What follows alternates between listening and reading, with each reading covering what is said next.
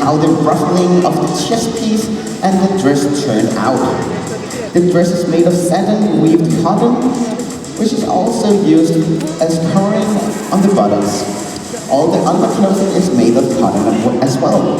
The ribbon on the hat is actually a small part of an old curtain with 3 fabric-colored buttons sewn on. The underclothes consist of a corset,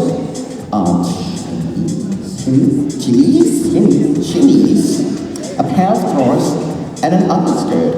The thing she likes the best about the entire cosplay is the hair bows. They are actually small obi bows, and it was hard to get them just right. Thank you very much.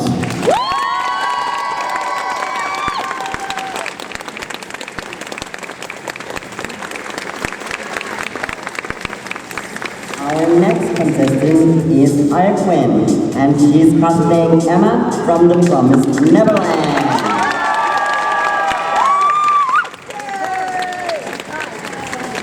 You know those big, intricate, fancy, and glamorous cosplays with all the fancy stuff all over? This is not that. This is Emma from the Promised Neverland by Koyocon. The clean, simple design is inspired by the laziness we all feel deep inside when faced with the humongous task of creating a new cosplay.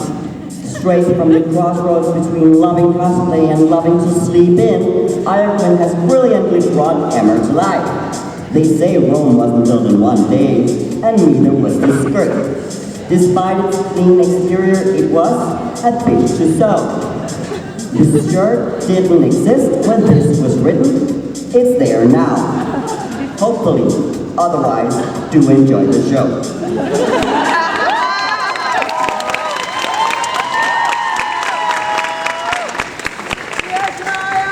Originally pure as Snow White, that means white, the wick was lowered into a cauldron full of stuff that was definitely safe to inhale, where it turned yellow.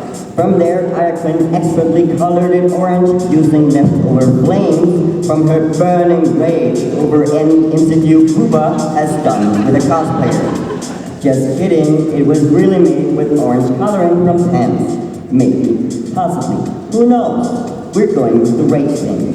Was the cosplay fun to make? Yes. Is she sarcastic? Maybe. Hotel? Chicago. Thanks for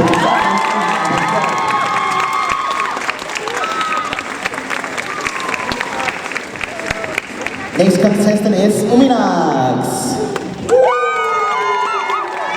She is cosplaying Inosuke from Demon Slayer.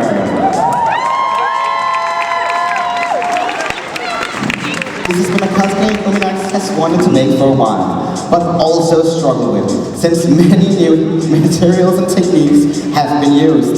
Starting from the top, the main things, the boar head.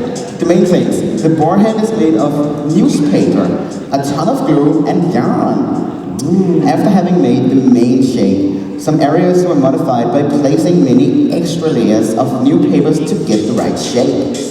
The rest of the yarn was made, brushed out, and added to give this fur-like look.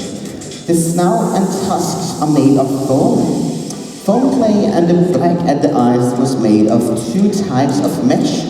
Iron and fabric. Ooh. This was to cover as much as possible while still making it possible to see. Lastly, the eyeballs. These Uminax made out of ping pong balls and covered it with some color and nail polish. This is for sure the part of the cosplay she likes the most and used the most time on. The katana is made out of polycarbonate sheet and has been cut out, sanded and spray painted. The pants are made from own pattern and modified to make them look more baggy. Since Uminax hasn't tried coloring fabric before, she tried some different techniques on the fur before finally getting to this point. The process was for sure not satisfying. Lastly, the muscle suit needed to be made. And since this was the most difficult part to figure out, the final result had to be rushed. Thank you very much.